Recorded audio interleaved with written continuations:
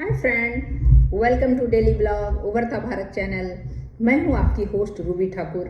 दोस्तों, आज मैं विदेश मंत्री एस जयशंकर जी के बारे में बता रही हूं कि उन्होंने कहा है कि संयुक्त राष्ट्र सुरक्षा परिषद में अस्थायी सीट लेकर रहेगा भारत।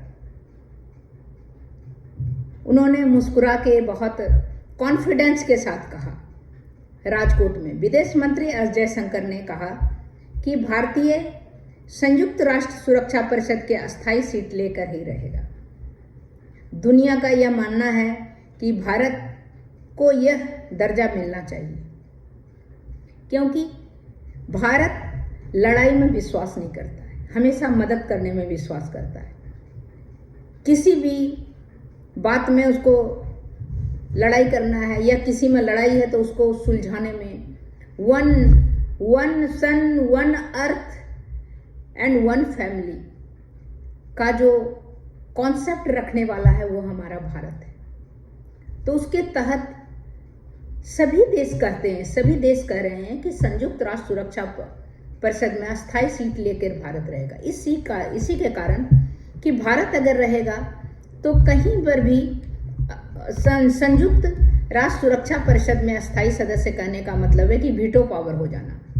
किसी काम को आप रोक सकते हैं, किसी कार्य को आप अगर रुका हुआ है, अब किसी भी लड़ाई को भी रोक सकते हैं वीटो लगा के। तो वो अगर किसी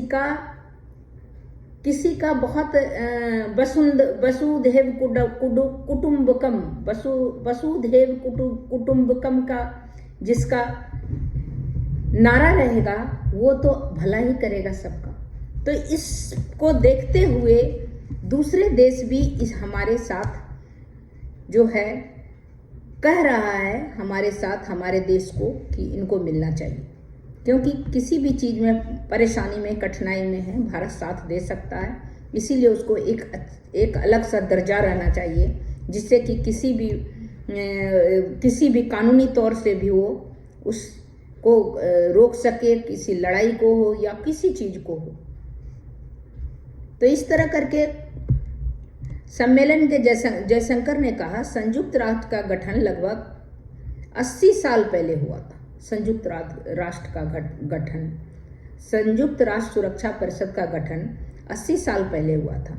5 देश चीन, फ्रांस, रूस, ब्रिटेन और अमेरिका ने आपस में उनकी सुरक्षा परिषद की अस्थायी सदस्य बनने के लिए फैसला किया। ये लोग मिलके बनाया और अपना दादागिरी के चक्कर में खुद 5 बन गया। उसमें इधर से एशियन से चाइना को बना दिया।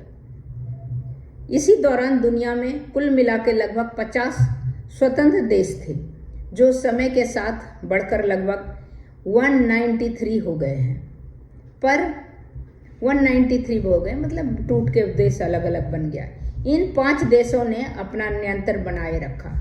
ये 5 देश जो है वो टूटा नहीं, वो नियंत्रण अपना बनाए रखा, जिसको बोलते हैं कि अपना बढ़त बनाए रखा। जयशंकर ने कहा कि ये अजीब है कि आपको बदलाव के लिए उनसे भी कहना पड़ता है। कुछ सहमत मत कुछ चाहिए, कुछ है तो उससे बोलना पड़ता है, जबकि उससे कोई लेना देना नहीं है।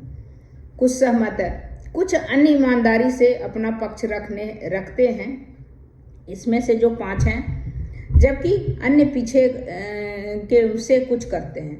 बाकी जैसे चाइना है, चाइना जो है उसका कॉन्सेप्ट क्लियर नहीं है। कोई भी चीज़ में किसी बात में उसको कॉन्सेप्ट क्लियर नहीं है। किसी बात को करने जाओ तो वो अड़ंगा लगाने वाला है। अब दुनिया भर में यह भावना है, इसमें बदलाव होना चाहिए।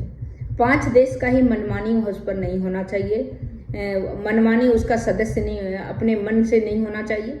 इसमें बदलाव होना चाहिए और भारत को भी अस्थायी सीट मिलनी चाहिए, जिससे भारत भी अपना दावा ठोक सके या भारत को भी किसी फैसले लेने में भारत का भी उसमें अहम भूमिका हो सके। क्योंकि भारत जो है कूटनीति के लिहाज से या हर लिहाज से भारत का सोच बहुत अलग है, या तो डेवलपमेंट के लिहाज से या पढ़े लिखे कौम के हिसाब से भारत का भी उसमें प्रतिनिधित्व होना चाहिए। जयशंकर ने कहा कि मैं हर साल इस भावना को बढ़ाता हुआ देखता हूँ बिना मेहनत के कुछ नहीं हासिल हो सकता है। इस बार हमें और भी अधिक मेहनत करने की ज़रूरत है। इस मामले में कूटनीति करने का ज़रूरत है और राष्ट्र से बात करने की ज़रूरत है कि सभी राष्ट्र 5 जो है सदस्य उस पर दबाव डाले कि भारत को भी उसमें रखा जाए। इस बार हमें और अधिक मेहनत करने की ज़रूरत है। उन्होंने यूक्रेन युद्ध और गाजा जैसे संघर्षों के हालिया गतिरोध का हवाला देते हुए बढ़ते दबाव के महत्व पर जोर दिया।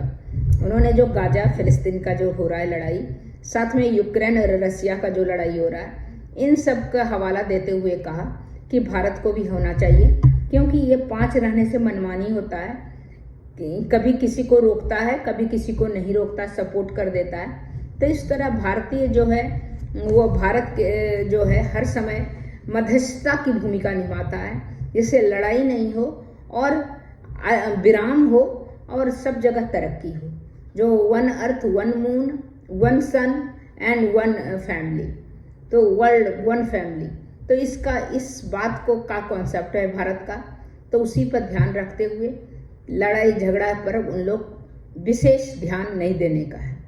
जयशंकर ने कहा, भारत, जापान, जर्मनी, मिस्र में जुड़े सहयोगात्मक प्रस्तावों के बारे में बात की, जो प्रगति के संकेत देते हुए संयुक्त राष्ट्र का प्रस्तुत किए हैं। तो इस तरह करके जो है सभी देश जो है, चाहे जापान हो, चाहे जर्मनी हो, चाहे मिस्र हो, चाहे और भी कंट्री है, सभी भारत के लिए भारत का सदस्यता होना चाहिए संयुक्त राष्ट्र सुरक्षा परिषद में, सभी का ये कहना है।